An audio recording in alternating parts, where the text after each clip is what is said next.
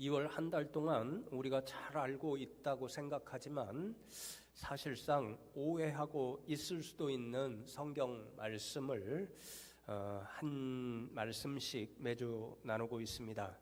오늘은 본문 말씀 빌립보서 4장 13절 내게 능력 주시는 자 안에서 내가 모든 것을 할 수 있느니라, 이 말씀 함께 나누며 생각하려고 하는데요. 저는 개인적으로 이 말씀이 우리 교회에서 가장 대표적으로 오해되고 사용되는 그런 말씀이라고 생각합니다. 많은 분들이 이 말씀을 주님이 능력 주시면 총력자가 될 수 있다, 슈퍼맨, 슈퍼우먼이 될 수 있다, 그래서 모든 것을 할 수 있다, 이렇게 이해하시는 것 같습니다. 주중에 좀 확인하고 싶어서 말씀을 준비하다가 인터넷 검색창을 열어서 다른 목사님들 이 빌립보서 4장 13절의 말씀을 가지고 어떻게 설교하셨을까 찾아보았습니다. 검색해 보니까 많은 설교, 또 평신도들 가운데서도 짧게 묵상하는 글, 이런 자료들이 많이 검색창에 나타났는데 빠른 속도로 10개 정도를 살펴보았습니다. 어떤 설교자는 우리는 때때로 자신의 능력과 한계에 부딪힐 때가 있습니다. 그러나 빌립보서 4장 13절은 하나님 안에서 모든 것을 할 수 있다는 힘을 줍니다, 이렇게 설교하시고요.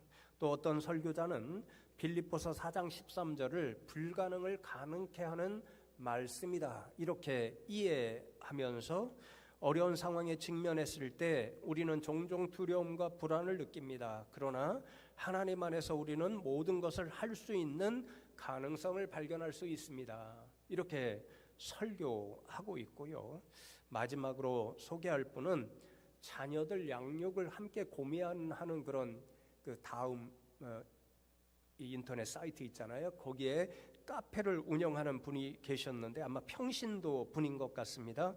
내게 능력 주시는 자 안에서 내가 모든 것을 할 수 있느니라, 이 말씀은 제가 늘 사모하는 말씀입니다. 이 말씀에 힘입어서 슈퍼맨, 슈퍼우먼으로 아이들의 버팀목이 되고 계신 양육자님들, 오늘도 승리하세요, 이렇게 적어 놓았더라고요.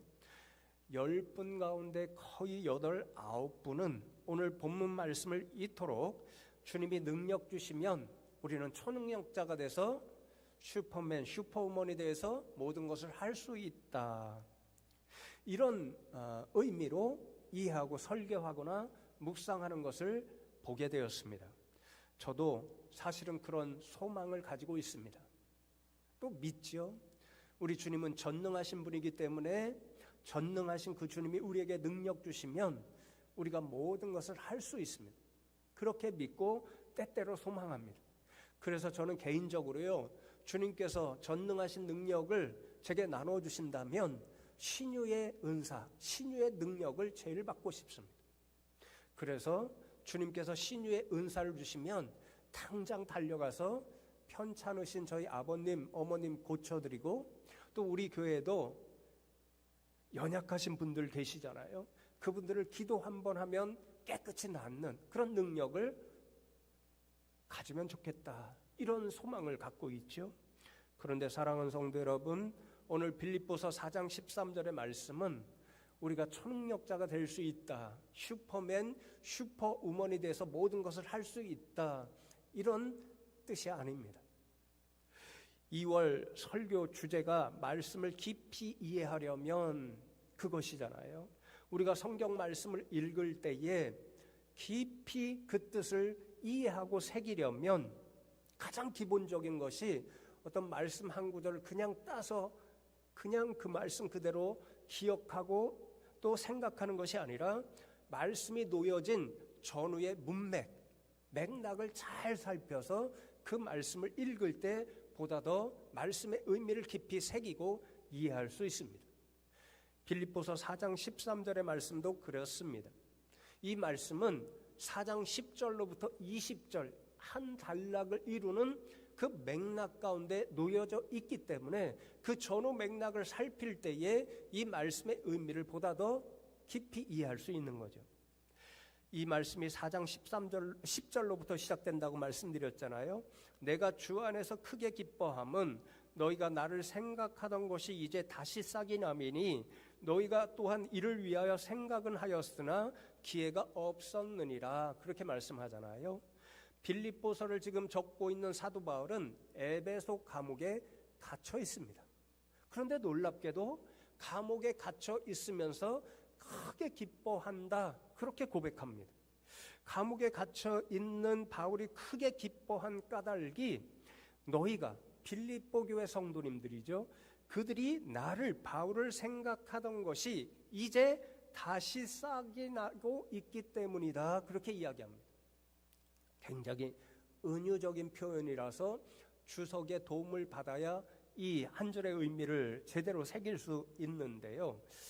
이 나를 생각한다, 이 말은 단순히 지금 빌립보 교인들이 바울이라고 하는 사람을 생각하는 것이 아니라 그 사람을 생각해서 그 사람에게 정말 뜨거운 관심과 사랑을 베풀어 준다, 이 뜻입니다.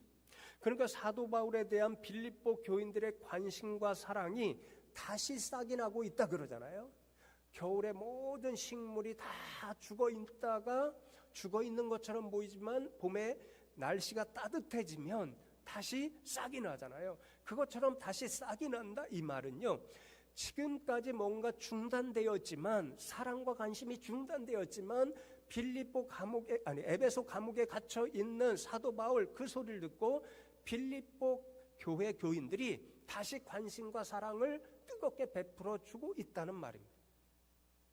어떤 일을 통해서 감옥에 갇혀 있는 바울에 대한 그 관심과 사랑을 다시 베풀어 주기 시작하고 있는 것일까요? 이어지는 말씀 18절 말씀해 보시면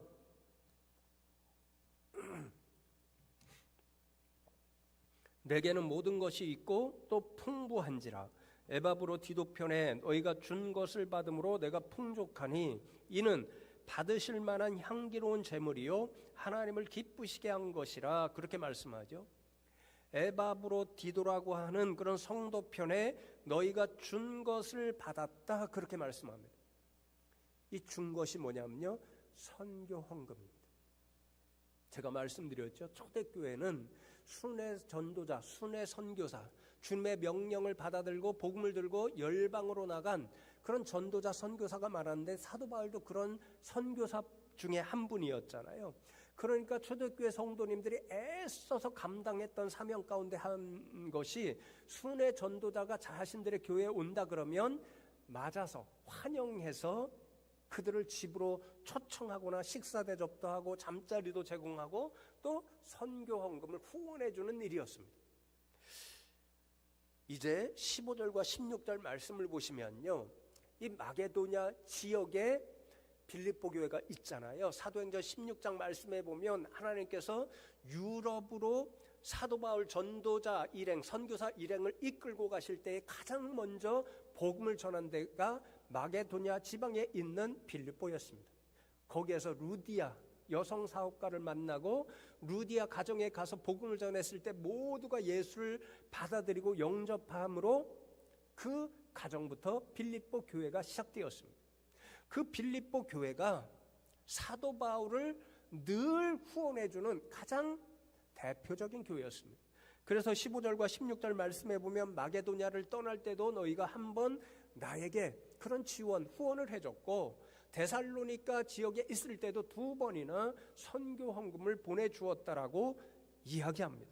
그런데 한동안 그런 후원 헌금이 중단되었습니다. 무슨 사정이었는지는 모르지만 늘 마음에는 있었지만 그 후원이 중단되었다가 지금 에베소 감옥에 사도 바울이 갇혀서 너무도 어려운 형편에 있다는 이야기를 듣고 빌립보 성도님들이 후원 헌금, 선교 헌금을 다시 보내주어서 힘을 얻었는데 그 헌금을 통해서 빌립보 교인들의 관심과 사랑을 느낌으로 감격해서 크게 기뻐할 수 있었다는 거죠. 그리고는 바로 하는 말씀이 11절에 내가 궁핍함으로 말하는 것이 아니니라 어떠한 형편에든지 나는 자족하기를 배웠노니 이렇게 말씀합니다. 내가 궁핍함으로 말하는 것이 아니니라, 이 말씀은 11절입니다. 사도 바울이 지금 빌립보 교회 성도님들이 보내준 선교 헌금을 받고 감옥에서 크게 기뻐하는데, 그 크게 기뻐하는 이유가 내가 감옥에 있어서 너무도 가난하니까, 너무도 힘들고 궁핍한 가운데 있으니까 빌립보 교회 당신들이 보내준 선교 헌금 그 액수, 그 물질을 보고 크게 기뻐하는 것이 아닙니다, 그 뜻입니다. 그러면서 헬라어 원문 성경을 보면요, 내가 궁핍함으로 말하는 것이 아니니라, 이 말씀 다음에 호티라는 접속사, 이유를 나타내는 접속사가 있습니다. 선교 헌금이라는 물질을 보고 크게 기뻐하지 않는 이유, 그게 진짜 기쁨의 원인이 아니라고 하는 그 이유가 무엇이냐면요, 내가 궁핍함으로 말하는 것이 아닌 이유는 어떠한 형편에든지 나는 자족하기를 배웠기 때문이다, 이렇게 말씀합니다. 자족하기를 배웠기 때문에 비록 감옥이라고 하는 궁핍한 상황 가운데 있지만 너희들이 보내주는 헌금을 보고, 야, 돈이 생겼으니까, 물질이 생겼으니까 내가 이 감옥 가운데서도 풍족하게 살 수 있구나, 물질 때문에 기뻐하는 것이 아니라는 거죠. 자족할 수 있기 때문에. 그래서 자족한다는 말이 매우 중요한데요, 자족한다는 말은 자기 혼자 독립적으로 혹은 스스로라고 하는 단어하고, 헬라어 말씀드릴 필요가 없잖아요. 그리고 충분하다, 넉넉하다라고 하는 헬라어 단어가 합쳐진 합성어입니다. 그래서 이 뜻은요, 자기 혼자 독립적으로 스스로 충분해서 어떤 사람에게 의존하지 않고도 충분히 살아갈 수 있다.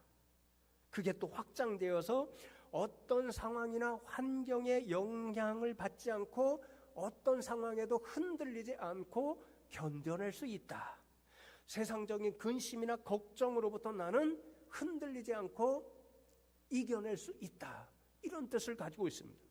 그러니까 사도 바울이 스스로를 가리켜서 나는 자족하는 것을 배운 사람이야, 이렇게 이야기하는 것은 지금 감옥에 갇혀 있습니다. 감옥에 갇혀 있다는 것은요, 당시에 너무도 어려운 형편이라는 것을 뜻합니다. 왜냐하면 오늘날은 감옥에 갇혀 있으면 나라에서요, 아깝게 우리 세금으로 감옥에 갇혀 있는 분들에게 밥도 주고요, 입을 옷도 주고요, 또 잠자리도 제공하고요, 운동도 시켜주고요, 그러잖아요. 그런데 이 당시에는 그러지 않았습니다. 로마의 감옥에 갇히면 로마 사람들이 먹을 것 입을 것 거의 주지 않았습니다. 그러니까 감옥에 갇혀 있는 사람이 스스로 해결해야 했는데 감옥에 갇혀 있으니까 일을 할 수 없잖아요. 그러니까 가족과 같은 후원자가 있어야만 감옥 안에서 살아갈 수 있었습니다. 그렇게 어려운 환경으로부터 자족하였다라는 것은요, 그런 어려운 환경에 굴하지 않고 영향받지 않고 평정심을 잃지 않고 그 어려운 환경을 이겨내고 잘 대처할 수 있는 사람이라는 것을 뜻합니다. 그래서 사도 바울은요, 지금 감옥이라는 힘겨운 상황, 정말 너무도 궁핍한 상황에 있지만 그 상황 가운데서도 흔들림 없이 그 상황을 이겨내고 견뎌낼 수 있다. 비록 너희들이 헌금을 보내주든 보내주지 않더라도 나는 아무런 영향받지 않고 이 어려움을 잘 이겨낼 수 있다, 그런 말인 거죠. 그러니 속물처럼 너희가 헌금을 보내줬다고 해서 그 헌금 때문에 내가 기뻐하는 것이 아니라 너희가 이 헌금을 통해서 나를 기억하고 나를 생각하고 관심과 뜨거운 사랑을 보내주어서 그것 때문에 내가 감격해서 크게 기뻐한다, 이렇게 고백하는 거죠. 그러면서 12절에 나는 비천에 처할 줄도 알고 풍부에 처할 줄도 알아 모든 일 곧 배부름과 배고픔과 풍부와 궁핍에도 처할 줄 아는 일체의 비결을 배웠노라, 이렇게 고백합니다. 여러분, 이 12절은요 11절을 더 자세하게 설명하는 말씀입니다. 그래서 11절에 어떤 형편이든지 라는 말씀을 12절에는 구체적으로 그 상황, 형편을 이야기하죠. 다양한 상황을 이야기하죠. 비천하거나 풍부한 상황, 배부름의 상황과 배고픔의 상황, 풍부와 궁핍의 상황이라고 보다 구체적으로 적습니다. 그리고 11절에 자족하기를 배웠노라, 이 말씀은 12절에 뭐라고 적죠? 처할 줄 아는 일체의 비결을 배웠노라, 이렇게 적습니다. 처한다는 것은요, 어떤 형편에 놓여 있든지 어떤 상황에 직면하든지 평정심을 잃지 않고 그 상황을 잘 견디며 대처하고 이겨나간다, 이런 뜻입니다. 일체의 비결은 우리나라 말이 좀 더 어렵게 번역되어 있는데 원어로 그대로 옮기면 이 모든 상황이란 말을 2번이나 반복해서 강조합니다. 그러니까 모든 상황에, 어떤 상황에 놓여 있더라도 그 가운데서 흔들리지 않고 견딜 수 있는, 이겨낼 수 있는 그런 비밀, 비결을 배웠다, 이 말인 거죠. 여러분, 일체의 상황이 어떤 상황인가요? 좀 아까 말씀드렸죠. 비천한 상황, 풍부한 상황, 배부른 상황, 배고픈 상황, 풍부와 궁핍과 같은 모든 상황, 그 상황 가운데서 어떤 형편이든지 잘 대처할 수 있는, 그리고 이겨낼 수 있는 그런 비밀을 배웠으니까 감옥에 있는 어려운 상황 가운데서도 불평하고 탄식하지 않습니다. 잘 이겨내고 견딥니다. 정반대의 상황, 부자가 되었습니다. 높은 자리에 올라 있습니다. 우리는 그러면 쉽게 변질되어서 교만해질 수 있잖아요. 그래서 사도 바울은 그렇게 하지 않는다라는 거죠. 그러니 지금 사도 바울은요, 감옥에 갇혀 있고 그래서 너무도 힘들고 고난스럽고 궁핍하지만 그 어려운 형편에 전혀 영향을 받지 않고, 나아가 빌립보 교회 성도님들이 선교 헌금을 보내주든지 보내주지 않든지 상관없이 그 상황을 잘 이겨내고 견디고 있다. 그러니 자신의 진짜 기쁨은 헌금에 있지 않고 그 헌금을 보내준 빌립보 성도님들의 그 마음, 사도 바울을 향한 그 관심과 뜨거운 사랑, 그것이 너무도 고맙고 감사해서 크게 기뻐하고 있다, 그 뜻인 거죠. 그래서 제가 말씀을 준비하면서 바울이 다시 한번 참으로 위대한 분이었다, 이런 사실을 깨달았습니다. 솔직히 말씀드리면 저와 비교할 때에 사도 바울이 그만큼 더 훌륭한 분이었다라는 사실을 일주일 내내 생각했습니다. 어떤 상황에든지 자족하는 일, 그래서 어떠한 형편에든지 평정심을 유지하면서 잘 대처하고, 특별히 어려운 환경이 우리 가운데 닥쳐올 때, 특별히 제 자신에게 닥쳐올 때에 아무 불평 없이 잘 견뎌내고 이겨내는 일, 쉽지 않음을 제 자신에게서 먼저 보았기 때문에 그렇습니다. 조금 힘이 드는 일이 생기잖아요. 지금도 제가요, 주중에 가장 많이 생각난 유행가 가사가 뭔지 아세요? 하늘엔 구름 떠가네. 아시죠? 그 찬양이었습니다. 왜 약을 먹으니까요, 뭔가 붕 떠 있는 사람 같아요. 감기가 심하게 걸렸거든요. 감기약을 먹으니까요, 멍하고 막 구름을 걷는 듯한 기분이 들고 잠만 오고 정신 집중은 안 되고, 기침을 너무 심하게 하니까요, 막 여기서 기침하고 저기 하는 거 보셨죠? 기침을 너무 심하게 하니까 가슴이 막 아프고, 설교 준비도 잘 안 되고 막 답답하고, 그러니까요, 저도 모르게 하나님, 이래서 주일에 어떻게 예배 인도하라고 그러십니까? 저절로 탄식이 나오는 거예요. 여러분은 어떠십니까? 경제적으로 힘든 일을 당합니다. 여러분의 생업이 마음대로 잘 안 되는 어려운 상황을 맞이합니다. 원하지 않는 건강에 어려운 일이 생깁니다. 또 가까운 분들과 관계가 불편해서 너무 힘듭니다. 특별히 집에서 부부관계, 부모와 자식 사이에 불편한 관계가 생겨서 너무 힘이 듭니다. 그럴 때 어떻게 하시나요?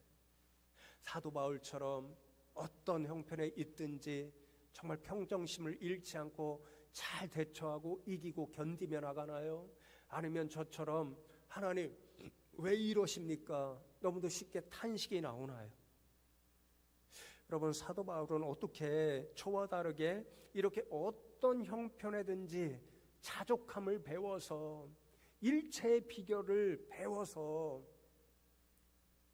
어떤 형편에든지 잘 견디며 이겨나갈 수 있었던 것일까요? 바로 여기에 우리가 너무도 잘 아는 13절 말씀이 그 비결입니다. 내게 능력 주시는 자 안에서 내가 모든 것을 할 수 있느니라, 그렇게 선포하잖아요. 여러분, 제가 말씀드렸죠. 이 13절 말씀은요, 넓게는 10절로 20절 말씀의 맥락에서, 그리고 가깝게는 11절과 12절의 문맥 가운데서 연결해서 이해해야 합니다. 그래서 모든 것이라고 하는 것은요, 11절에 어떠한 형편에든지 이것의 다른 표현이고, 12절에 모든 좋고 나쁜 상황이 있잖아요. 비천한 상황이나 또는 풍부한 상황이나 이런 모든 상황을 뜻합니다. 그래서 자연히 할 수 있다는 말씀도 11절에 자족한다는 말씀, 그리고 12절에 모든 상황에 대처할 줄 아는 일체의 비결을 배웠다는 말씀, 그 뜻과 똑같습니다. 그러니 13절의 말씀은 내게 능력 주시는 자 안에서, 그러니까 우리가 주님 안에 거하면 주님이 주시는 능력을 가지고 모든 것을 할 수 있다, 초능력자, 슈퍼맨, 슈퍼우먼이 될 수 있다, 그런 뜻의 말씀이 아닙니다. 우리가 내게 능력 주시는 자 안에, 주님 안에 거하여 있어서 주님께서 그 능력을 주시면 사도 바울처럼 어떤 형편을 맞이하든지 간에, 특별히 사도 바울이 감옥에 갇혀 있는 궁핍한 상황, 고통의 상황 가운데 있잖아요. 우리에게 힘든 상황이 있습니다. 저처럼 감기가 심하게 걸려서 막 탄식하고 싶은 상황이 있습니다. 그런 상황 가운데서도 원망하거나 탄식하거나 흔들리거나 불평하지 않고 그 상황을 꿋꿋하게 견뎌내고 이겨나갈 수 있다, 그 말씀인 거죠. 그러니 여러분, 사도 바울이 정말 위대한 분 아니었나요? 그래서 조금 전에도 말씀드렸지만 일주일 내내 이 말씀이 제게는 참 불편하게 들렸습니다. 왜냐하면 이 말씀에 나타난 사도 바울과 저를 비교하니까요, 너무 제 자신이 초라하게 여겨졌기 때문에 그렇습니다. 참 불편하고 말씀 준비하기가 참 어려웠습니다. 사도 바울이 내게 능력 주시는 자 안에서 그렇게 말씀하잖아요. 사도 바울의 서신서를 보면요, 제일 많이 사도 바울이 즐겨 사용하는 표현입니다. 사도 바울이 너무도 좋아한 표현이죠. 그래서 내게 능력 주시는 자 안에서, 이 말은 예수님 안에서, 이런 표현인데, 서신서를 보면 예수 안에서 또는 그리스도 안에서, 엔 크리스토, 그리고 두 말을 합쳐서 그리스도 예수 안에서 혹은 예수 그리스도 안에서, 이 말을 굉장히 많이 사용합니다. 이 뜻이 무엇일까? 학자들이 이구동성으로 한마디로 이야기하는 것이, 예수 안에 있다는 것은 예수님과 친밀한 관계를 유지하고 있다, 이 뜻입니다. 여러분, 그런데 복음서나 또 다른 서신서의 말씀을 보면 예수 안에서 예수님과 친밀한 관계를 가지고 있다, 그것을 뜻하는, 그러니까 우리가 예수님과 영적으로 친밀한 관계를 유지하는 그 첫걸음이 무엇인가요? 믿음입니다. 믿음. 그래서 예수님께서 복음서에서 사람들에게 항상 보기를 원하시고 요구하시는 말씀이 딱 하나죠. 내가 믿느냐. 믿음을 요구하십니다. 우리는 믿음으로 예수 안에 거하고 믿음으로 예수님과 친밀한 관계를 맺어갈 수 있는 거죠. 그러니까 사도 바울이 13절 말씀에서 내게 능력 주시는 자 안에서 내가 모든 것을 할 수 있느니라, 이 말씀은요, 나는 예수님을 믿는 믿음으로 내게 어떤 상황이 닥쳐오든지 간에 그 상황을 이겨내고 견딜 수 있는 그런 믿음의 힘이 있다, 그 고백입니다. 그래서 제가 초라하게 여겨졌다는 거죠. 사도 바울도 예수님을 믿는 믿음의 사람입니다. 저도 예수님을 믿는 믿음의 사람입니다. 심지어는 오늘도 여러분에게 믿음의 사람이 되라고 설교하고 있습니다. 그런데 사도 바울은 그 믿음의 사람으로, 그 믿음의 능력으로 자신에게 다가오는 모든 상황을 잘 견뎌내며 이길 수 있다라고 고백합니다. 감옥에 있으면서도 꿋꿋하게 그 상황을, 그 궁핍하고 어려운 상황을 이겨내고 인내하며 견디고 있습니다. 그런데 저는 똑같이 믿음의 사람인데 순간순간 일비하며 특별히 어려운 상황이 닥쳐올 때마다 주님 왜 이러십니까? 쉽게 탄식하는 사람이 되고 있습니다. 사도 바울과 비교하니까 너무도 초라한 거죠. 어떤 차이일까요? 믿음의 차이인 거죠. 믿음의 크기의 차이입니다. 사도 바울은 큰 믿음의 사람이었기 때문에 어떤 상황에 닥쳐 있더라도 그 믿음의 능력, 그 믿음의 크기로 잘 인내하고 견딜 수 있었습니다. 그런데 저의 믿음은 너무도 작고 초라해서 어려운 상황이 닥쳐올 때마다 그 상황에 따라 이랬다 저랬다 하며 때로는 주님 왜 이러십니까? 탄식하게 되는 거죠. 불편한 심정으로 어떻게 사도 바울을 본받을 수 있을까 한 주 내내 고민했습니다. 제 눈에 들어온 것이요, 주님께서 능력 주시더라도 그 능력이 자연스럽게 우리로 하여금 어떤 상황에든지 견디며 이기게 하는 것이 아니더라고요. 이 13절에 능력 주시면 저절로 되는 것이 아니라는 것이에요.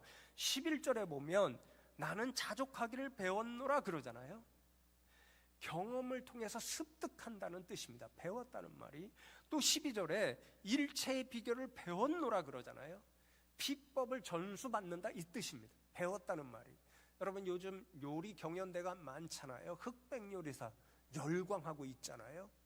그 요리가 어떻게 됩니까? 이 셰프, 그 요리의 고수죠.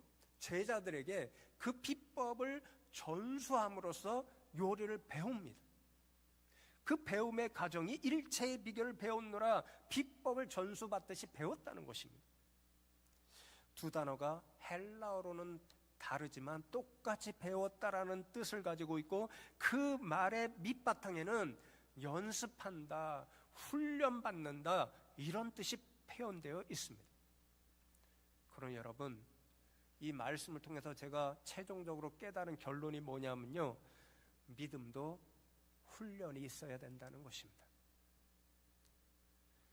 훈련이 있어야 사도 바울처럼 큰 믿음의 소유자로 날마다 성숙해져 갈 수 있다는 거죠. 그러니 문제는 어떻게 믿음의 훈련을 할 수 있는가, 그것입니다. 여러분 요즘 교회의 믿음의 훈련을 위해서 많은 훈련 프로그램이 있죠. 우리 교회도 큐티 세미나를 통한 믿음의 훈련, 그것을 하고 있죠. 그런데요, 제가 이 말씀을 생각하면서 가만히 곰곰이 생각해 보았습니다. 저희 아버님, 어머님 세대, 여기에 연세 있으신 분의 세대, 그 세대에 저희가 어렸을 때 교회 다니던 교회들 아무리 생각해 보아도요, 오늘날 큰 교회는 뭐 믿음의 훈련을 위한 프로그램들이요, 백화점처럼 수없이 많잖아요. 그런 훈련 프로그램이요, 하나도 없었습니다. 그러니까 우리 어르신들은요, 그런 프로그램을 통해서 믿음의 훈련을 하지 않으셨습니다. 그런데 놀랍게도 제 자신과 저희 부모님의 믿음의 크기, 그 모습을 생각해 보면요, 저보다 훨씬 더 믿음의 능력을 가지신 분들입니다. 믿음이 크신 분들입니다. 어디서 그런 일들이 나타났을까? 한 가지밖에 없습니다. 교회의 모든 예배, 모든 사역에 다 동참했습니다. 무엇보다도 예배에 한 번도 빠지지 않으려고 저희 부모님 애쓰시는 모습을 보았습니다. 새벽 예배, 주일 예배는 말할 것도 없고 수요일 저녁, 금요일 예배 한 번도 빠지지 않았습니다. 예배가 믿음의 훈련을 하는 가장 기본적인 장소입니다. 기도하는 일에도 열심히 동참하셨습니다. 새벽 기도부터 수요 기도회, 금요 기도회 열심히 가셨습니다. 기도를 통해서 하나님과 대화의 끈을 놓지 않고 하나님 주시는 응답을 통해서 하나님 앞에 기도하면 기도의 응답을 받을 수 있구나, 그런 믿음이 성장한 거죠. 말씀을 사모하고 말씀을 많이 읽으시는 모습을 보여주셨습니다. 여러분, 그렇죠? 말씀이 믿음 훈련하는 모든 근본적인 자료입니다. 말씀을 통해 믿음이 성장하는 것. 또 교회 봉사 많이 하셨습니다. 봉사를 함으로써 교회 사랑하고 성도 사랑하는 그런 믿음이 성장하는 것. 또 교인들과 교제 많이 하셨습니다. 어르신들 그랬잖아요. 먹는 자리, 구역 예배 이런 자리 교제 많이 하셨습니다. 코이노니아, 그것도 우리의 믿음을 성장시키는 훈련의 자리입니다. 전도, 선교 적극적이셨습니다. 복음을 전하는 것도 믿음을 성장시키는 하나의 훈련 방법이죠. 그러나 여러분, 오늘 말씀의 결론은 이것입니다. 저부터 정말 교회에서 하는 모든 예배, 목사가 죄송한데요, 어떤 때는 오늘 예배 없으면 안 되나, 방학하면 안 되나, 그런 마음을 가질 때도 있습니다. 여러분이야 어떻겠습니까? 그러니 제가 부끄럽죠. 더 정말 열심으로 예배에 준비하고 임해야 되겠다. 그리고 교회 모든 사역 정말 열심히 더 감당해야 되겠다, 이런 생각을 가집니다. 사랑하는 성도 여러분도 사도 바울처럼 큰 믿음의 소유자 되기를 사모하면서 교회에서 행하는 모든 예배, 모든 사역 가운데 더 적극적으로 동참하시면 좋겠습니다. 그래서 사도 바울처럼 큰 믿음의 사람이 되어서 내게 능력 주시는 자 안에서 나도 사도 바울처럼 모든 것을 할 수 있느니라, 내 앞에 어떤 상황이 닥쳐오든지 믿음으로 이겨내며 또 승리할 수 있는 사람이 될 수 있노라, 그렇게 고백하고 선포할 수 있는 분들 다 되시기를 주님의 이름으로 축복합니다.